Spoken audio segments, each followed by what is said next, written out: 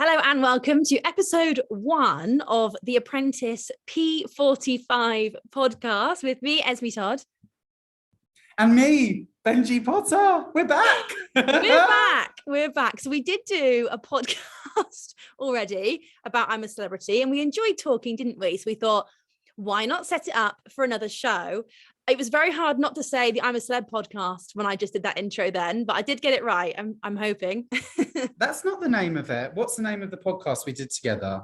The I'm a Celeb fan podcast. Thank you. The lawyers are watching. And by the way, guys, if you're listening, which you obviously are because you're hearing me, this is not nightly because let's face it, you don't need to be hearing my Barbara Windsor cackle every night at 11 p.m. 3 weeks on the trot. Can you imagine if we made a weekly, a daily podcast about The Apprentice, which has one show a week, and we dragged it out for 7 days? Right, let's talk about the boardroom next for an hour. Or to talk about how our feelings changed over that week towards the different topics that happened. Yeah, let's do it. Well, this is episode 1, based on the episode all about the cruise liners and advertising for the cruise liners. But we also have a special guest joining us a little bit later in this episode. And that is Jamie Williams, and he is the managing partner at creative agency Isobel. Now, if you're very eagle-eyed, you may recognize Jamie because he was in the episode. He was one of the industry experts who the contestants had to pitch to. So he should hopefully be able to give us a bit of an insight about how they filmed it, what he really thinks. We're hoping he's a bit brutal, aren't we? Well, I've just got to say, Esme, I'm so excited to be speaking with Jamie because he got in touch with us, heard about the podcast, probably through Esme's fab tweets that were happening during the show last night. But the thing is, like, it's great to speak to contestants who get fired, but we've never properly heard from someone on the panel. How does it work? What are their thoughts as it's happening? We only see, obviously, in the show, the edits, the shambolic edits. Shambolic is a keyword. Of the keywords of the pitch. So very excited for that. Yeah, so it'll be interesting to hear what he thinks. We're talking to him a bit later on, but let's just talk through what happened before we get chatting to him. So let's start with the episode and they're in the boardroom. Yeah, I mean, so obviously that music comes on, the music that we kind of love. Go on, do an impression. I'm so glad that we're filming this podcast. Because no one will know it. So there you go. Told you the cackle's back.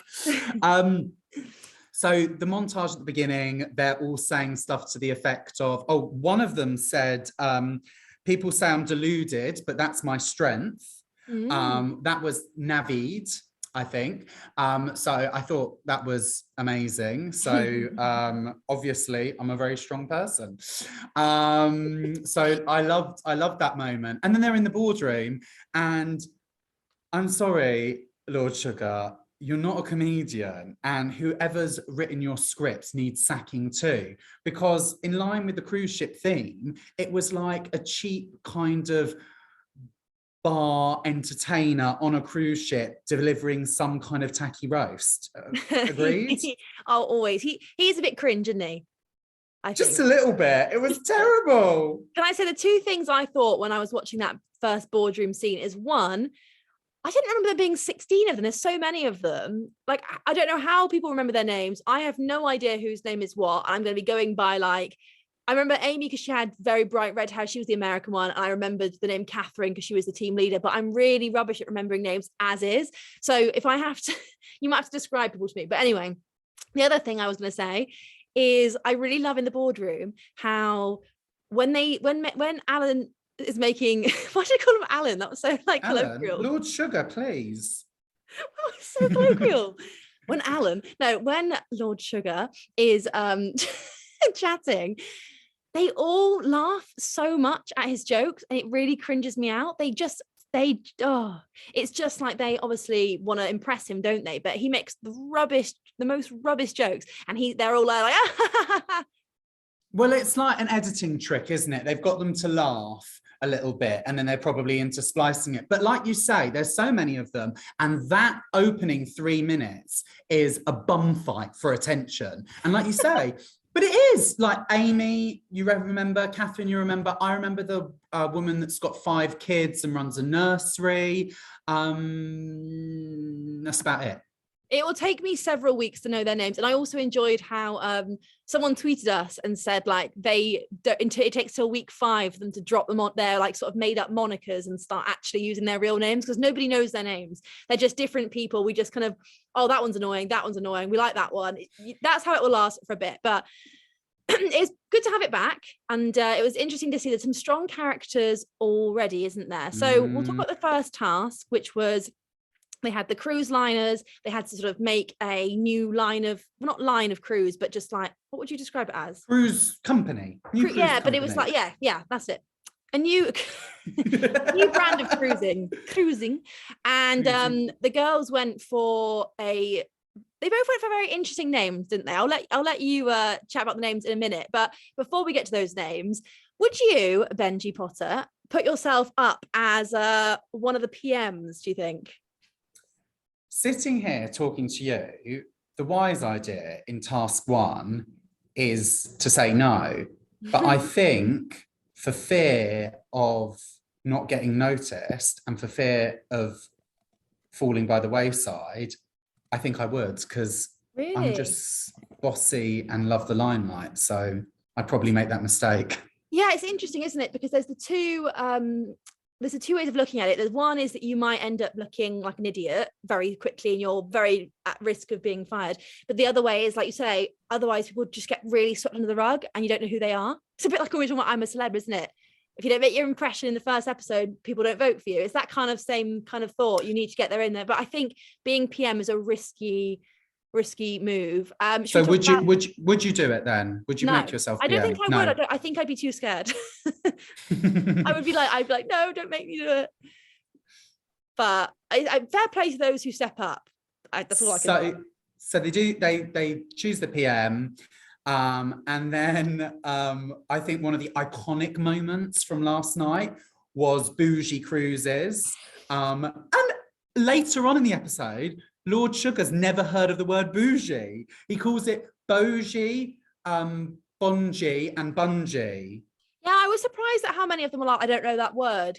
I swear some of the contestants had that as well. Also, I don't like how they spelt it without the E, because it's definitely got an E on the end, right? I'm not sure, because it's not a word that I'd like to use or write often. It really irritates me. But to be honest, nowhere near as bad as never-ending Nautical. Oh, God, yeah. What does that even mean? It's brilliant, isn't it? It's brilliant. It's so bad. You're at sea for life. What does it mean? Like, it's never-ending so bad. It's so good. Once you're on the boat, you're never off. It's so good. It's so bad. It's so good. But the kind of the best part of the bougie, and this is why Catherine stood out in a way. Her teammate, whose name I have written down, Francesca, says, "Don't you think we should vote on Bougie Cruises? Because, you know, they were saying 25 to 45. It's not really the cruising market. It just feels a bit." And then she's like, "No, I'm the PM. I'm deciding." I kind of hated that and loved it at the same time. I hate it because she's obviously a massive, like, very bossy character, but I also loved it because I was like, fair enough. She owns her decision. She knows that's what she wants. She's like, no, I love every bit of it. I'm the boss. Unlucky. It was another. Because we all aspire to be a bit more like that in our lives, a bit more assertive. Be more bougie. Be more bougie. So we'll talk about the logo. This was the highlight of the episode. The boys' logo. I don't know if you saw my tweet, Benji, but it looked like, you know, when you do those pool hair flicks and you flick your hair up, yeah. It looked like someone was doing it in like a swamp, because it was just like this horrible brown, like sludgy green color, as with someone's head like going back. I want you to go to a local swamp and recreate it, because I don't really know what you mean. Yeah, shall I? That'll get me all the followers. But yeah, so that was theirs. The girls' ones was just Bougie Cruise with a what's the steering wheel? It's a wheel, but is there like a proper name for a boat wheel? I thought there is. A ship wheel. It had. Can our nautical experts please get in touch and let us know on Twitter or Instagram?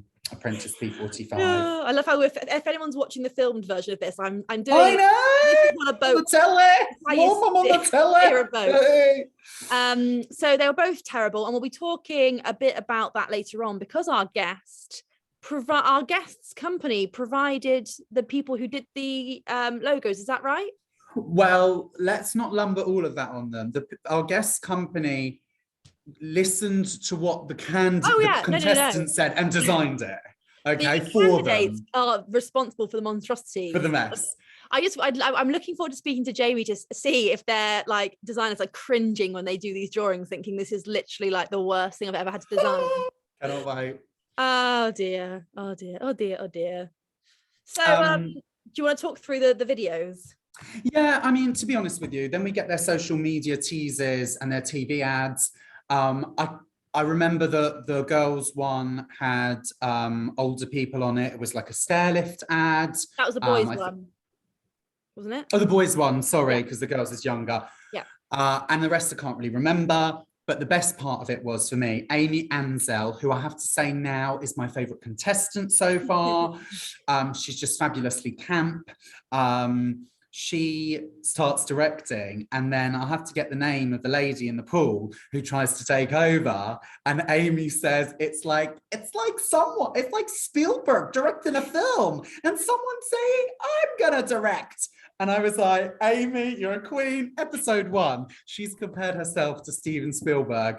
Winner in my eyes. I thought she was really funny and quite likable. I'm actually quite keen for her so far. So she was one of the ones who stood out to me. I think she's funny. She's not as annoying. I love how overly American she is in that kind of very stereotypical American way, which I really like. So I'm looking forward to seeing a bit more of her. And then the boys advert was all right, wasn't it? I actually didn't think theirs was that bad. The old people walking around the cruise, I thought it was fine. I didn't think it wasn't exactly exciting, but it wasn't like bad, you know. It wasn't as weird as the girls having those young people jumping up and down in different parts of the cruise trying to be a viral video. I didn't like that at all. I thought that was terrible. But the boys, I liked that. No, you didn't. I did. I thought with a bit more finessing. Oh, it was so badly done.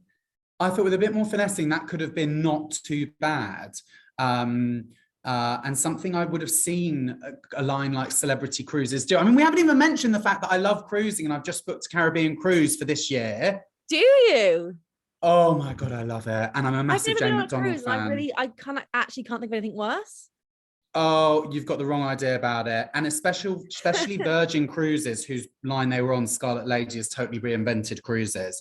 So. Interesting. No, the reason I don't like the idea of them is because I don't like being at sea that much. I don't like boats that much. And I don't like the thought of being kind of like, I know they're big, but like there's that kind of thought like you're trapped. I don't know. I find it quite a claustrophobic thought. On a 10-day cruise, right, you'll probably, if you do Caribbean cruise, you'll probably be at sea 2 days. Interesting. And at port the rest of it. But anyway, this is not the cruising fan podcast or the cruising P45 podcast. This is the Apprentice P45 podcast. And Esme, do we have something special?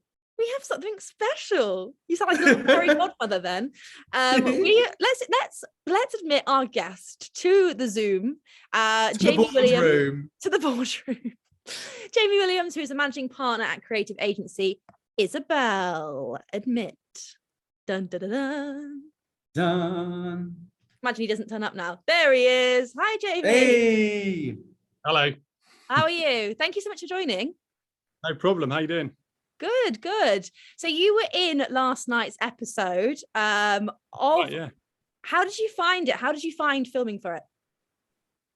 Well, it was quite unusual filming because of the I guess because it was on a boat and also because of COVID. It was back in the summer, so I guess the restrictions were, well, actually in normal life they had probably loosened, but in terms of production and filming, they're always so strict because I guess they just couldn't risk any spread of COVID on board. So really strict. And the boat, the Virgin cruise ship we were on was still not ready for proper passengers. So it was still nothing really worked. There was no Wi-Fi, didn't get any reception because we were out to sea, and we were on board for 3 days or so. So there was a lot of like stay in your cabin, and do a lot. So fun. compared to the show, I guess it was quite slow filming, really. But Yeah, I didn't know they filmed it so long ago.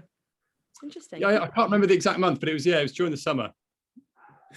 And Jamie, so obviously you were a member of the expert panel, who we're used to seeing in tasks during most series. Most weeks they'll have to present to the expert panel.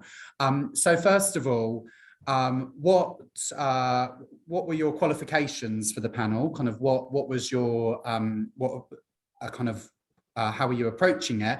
And secondly, how did you not laugh? Well, maybe I did. They edited it quite well. So I'm in advertising. I work in advertising. So I was there on behalf. I work at a creative agency called Isobel in London.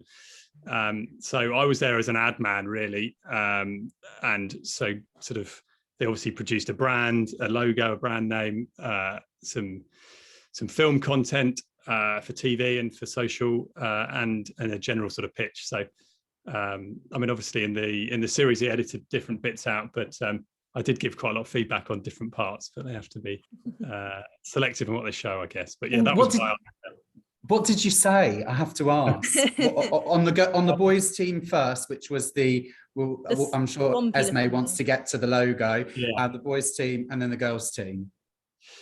The boys team, obviously there was that. Literally the first thing they showed was that sort of well, I think actually it was Karen Brady who first said it was a turd to me. I think they edited it slightly differently and said it but that was what they first showed. And so I mean, I thought it was like a sort of yoga surfing kind of weird tree thing. I didn't quite get it at first, and obviously the brand name was nowhere near. I didn't really even understand what their brand name was. I don't think they really mentioned it in their pitch. Never-ending Nautical. We don't know what that means. Like, no one knows what that means. Then they had Sequility somewhere, and then they sort of showed both, but neither appeared on the logo. So I remember quizzing them quite a lot about what their logo or what their brand name was, and is it a ship name or a boat name or a brand name? And they all gave slightly different answers, I think. And then the TV ad, I mean, they didn't show all the footage that we obviously fed back to Lord Sugar as well. And their TV ad ticked a lot of boxes in terms of, well, not many boxes, ticked some boxes in terms of sort of product information and showing the metal of the boat and stuff. But that was about it. It was pretty, it was sort of an infomercial rather than a advert, if you know what I mean. So there was no attempt to kind of draw anyone in and engage. So it was difficult. It was quite bland, wasn't it? It was very bland. I'm not sure it would have cut through in today's TV market. So I think that was the basis of my feedback on that. So how long does it all last when they come to you and all you experts are sat around? How long does that filming section take when they're all sort of pitching to you? A while, because obviously there's loads of cameras and lots of setup. I mean, I'm quite involved. I'm quite used to productions. We shoot a lot of TV ads ourselves and a lot of content ourselves, but this was a slightly different scale with the number of crew and the number of cameras they have. But I guess that pitch process took, I'm thinking 3 hours, something like that. Wow, we were there. So much longer than what we see. Yeah. And I also want to ask, we talked before you came on, me and Benji talked a little bit. So is it right that your agency helped provide the people who actually did the logo designing? Yes, that's correct. Although please don't judge him on that. But yes, that is correct. No, we are not at all. But we were going to say, do they not cringe having to do these designs? Because obviously it's the contestants, it's their idea, isn't it? Your colleagues are just having to do what they're told. Do they find it? It's like does it not really stress them out having to do these weird little sludgy looking yoga pose logos? Well, they're all. I mean, designers tend to be of a certain ilk, and they don't like doing things wrong and being told what to do. So yeah, it was hard for them. But I mean, they were under strict instructions not to help, not to point out any stuff. So if a brown logo is requested, a brown logo is designed.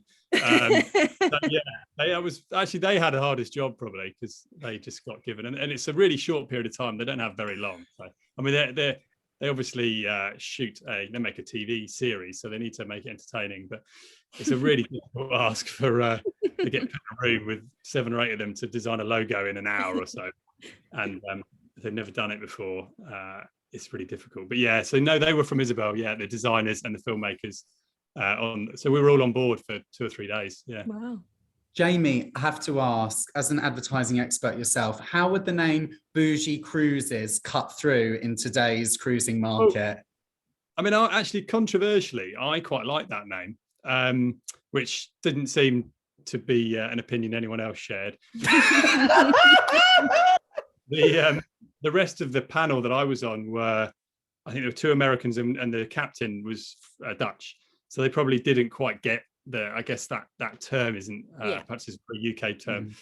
But I think for the target audience they were after, I think at least it kind of said what it was. And if you're into that kind of thing, then it speaks to you.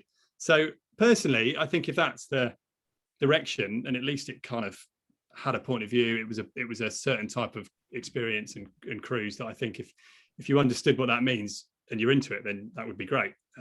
Unfortunately, their branding and some of their other assets didn't reflect that kind of glamorous, slightly over the top, wannabe celebrity style thing that they were after. But I didn't mind the name. What did you guys think? Well, I think it was better than Never Ending Nautical by a country mile, but I didn't like it. I don't know. I don't know. I didn't hate it. I didn't love it. I just thought it was a bit like in the middle. Yeah, fair enough. Yeah, I think it's a fair point actually, to say, out of either of them, it matched their market really. And if we're not the market of kind of 20, well, maybe you are, Esme, of 20-something-year-old women that want to go on a cruise, then I suppose it's kind of for that market side. But yeah, had me cringing a little bit. Should we talk about the firing, Esme? Yes, but can I ask Jamie one more question? Of course. Now I think Jamie's going to say he doesn't want to answer this. However, can we have any insight as to what Lord Sugar was like to meet? Well, I didn't meet him personally because he wasn't on the boat. So we spoke to him on the phone afterwards. Oh, so you had to, when you because you said about feeding back to him, that wasn't in person. Yes, I was on the phone. Yeah, I think I haven't watched all the episodes, all the series before, but I think in some episodes they kind of show that feedback phone call. Yeah. Obviously for various reasons they must edit it differently each time. But yeah, we fed back to Lord Sugar. Very direct. Had a clear point of view about everything. Very quick to make his mind up. I'm a Tottenham fan, and he obviously used to own Tottenham Hotspur. So, wow, I think I might have attempted some sort of Tottenham chat, which didn't go anywhere. He's like stick to Bougie Cruises, nothing else. I think I was there for a reason and nothing else. But I think he's obviously done. I don't know what series is this. You know, 16. Is it? Wow. So he's done. He knows exactly what he's doing and what's needed for the edit and stuff. So he doesn't waste time. He's very good at that. So no, he was very good. Yeah. What did he say? Jamie, talk to me. What were the contestants like? I think I'm right in saying that he's got a particular view on advertising of being quite kind of like product up front, say it how it is, don't mess around, none of this sort of airy fairy stuff. So I was sort of half expecting him to. I think he did sort of gravitate towards the TV ad of the boys team from memory, because it's sort of the product and it's that sort of. I guess that's the sort of world that he's come through. But he was good. I think he said the old bloke looked like Branson actually in the a slight at his fellow billionaire, as you do. Cool. We'll talk about the firing then. Obviously lots of people grappling for attention, Lord Sugar kind of putting them in their places, but ultimately Harry was fired. And I don't think he should have been the one to go. Jamie, what are your thoughts? Well, obviously I have absolutely I didn't know who was fired, and I didn't meet the contestants, obviously only the ones that pitched. I was sort of kept up to date. So I really saw pretty much the same as the viewers.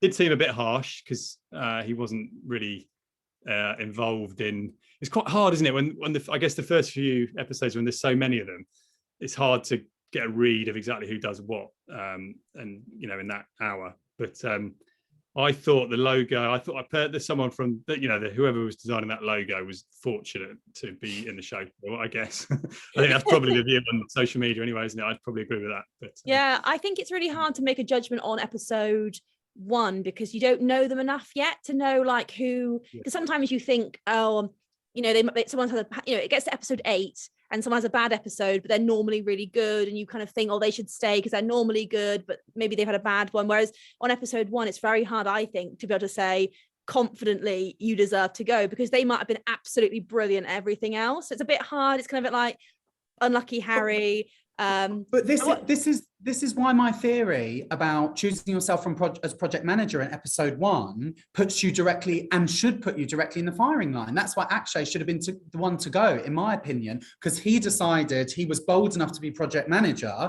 and then he should have to deal with the consequences, not someone that was only partly involved. Yeah, difficult. Was he because there was a scene when they were choosing project manager when they asked if anyone had any marketing experience. Oh, right? Just silent for about 10 seconds, and then he sort of said, I run a marketing company. No, he obviously was sort of not sure if he should admit that, but I guess he had to. But yeah, I guess you want to, I mean, there must be different strategies of like getting out early or keeping quiet in the background for the first few episodes. Well, during this podcast, we will come up with the official Apprentice winning formula, mathematically checked, scientifically proven. We'll enter next year, shall we? And we'll win. Yeah, we'll enter undercover for experience. I'll be on it. I'll win. Yeah, well, that seems to be the formula, really. So, Esme, anything you want to add? No, I think I'm really enjoying this series. I think it was a lot funnier than I remember. I think it's a really funny episode. It very much reminds me of when you're in sort of like year 9 and you do like a business enterprise day in secondary school. That's what it reminds me of, when you have to pitch a logo and like show it to your teachers. I think there's some key people who are quite funny. I think Catherine's funny because she's just so direct. I think the American Amy is very funny. I liked at the end when she made a comment like, I've got away with being nice. I might try and be a bit of a B word from now on. So I like it. She said she was directing, wasn't she? She was like Steven Spielberg. This is what we were saying earlier. It's cracking. It's got all the elements of a brilliant series. So if you want to keep up with our socials in between episodes, head to @Apprentice P45 on Twitter, Instagram. You can follow @Esme Todd, @Benji's Banter for our, what does Esme say to me? Don't put your mean stuff on the main account, Benji. Yeah, put your mean stuff on your personal account so we don't get in trouble, is what I say. So if you want to see the claws out, head to Benji's Banter.